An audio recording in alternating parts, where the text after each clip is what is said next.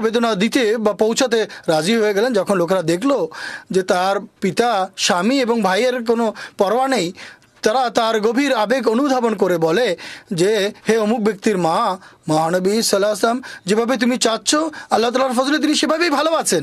তখন সেই মহিলা বলেন, আমাকে দেখাও তিনি কোথায় আছেন। লোকেরা বলে, সামনে এগিয়ে যাও, তিনি সামনে দাঁড়িয়ে আছেন।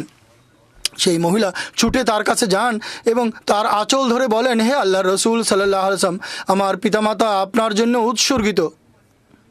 যখন আপনি সুস্থ আছেন, আপনি ভালো আছেন, এরপর কে মারা গেল কে বেঁচে থাকলো তাতে আমার কিছু যায় আসে না। তিনি বলেন, পুরুষরা যুদ্ধে ইমানের সেই আবেগ দেখিয়েছেন আর মহিলারা এই নিষ্ঠা দেখিয়েছেন ইমানের। এর দৃষ্টান্ত যা এখনই আমি বর্ণনা করলাম, সমগ্র বিশ্ব মরিয়ম মগদলিনী এবং তার সঙ্গী মহিলাদের এ কাজে আনন্দিত যে তারা মসির কবরে সকালবেলা শত্রুদের চোখ ফাঁকি দিয়ে পৌঁছে গিয়েছিল। আমি তাদেরকে